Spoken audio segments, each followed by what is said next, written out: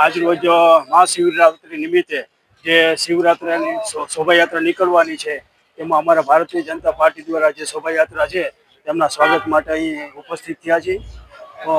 મહાદેવ બધાનું જીવનમાં સુખ શાંતિ અને સમૃદ્ધિ આપે અને સુખમય જીવન રહે એવી મહાદેવ પાસે પ્રાર્થના. તો મહાદેવ સનાતન ધર્મમાં મહાદેવ એટલે આપણા માટે સર્વોપરી છે અને મહાદેવ એ જ સર્વ ધર્મનો આપણો પાયો છે. એટલે મહાદેવથી જ આપણો ધર્મ ચાલુ થાય છે.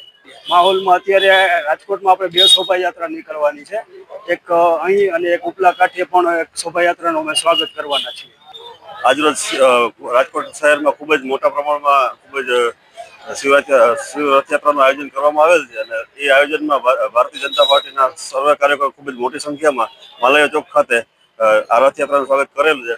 અને આ રથયાત્રા વર્ષોથી નીકળે છે અને ખૂબ જ મોટા રાજકોટમાં બે જગ્યાએ એક સામા કાંઠે પણ રથયાત્રા નીકળે છે એનું સ્વાગત અમે પણ ત્યાં પણ કરીશું. સનાતન ધર્મ છે એ બધા લોકોને સાથે મળી અને બધા લોકોનો વિકાસ થાય અને બધા લોકો શાંતિથી સુખેથી જીવન જીવી શકે એ રીતનું સનાતન ધર્મનું સિદ્ધાંત હોય છે અને એ સનાતન ધર્મને ઉજાગર કરવા માટે આવી યાત્રાઓનું આયોજન કરવામાં આવતું હોય છે. તો આ યાત્રામાં ખૂબ જ મોટી સંખ્યામાં ભક્તજનો અને રાજકોટવાસીઓ જોડાયા છે. યાત્રાનું એક મુખ્ય પ્લોટ છે અઘોરી, કે જે આપણે ભગવાન શિવનું જે સ્વરૂપ માનવામાં આવે છે અને એ ખૂબ જ સરસ અને લોકો પણ એમને ખૂબ જ જોવે છે.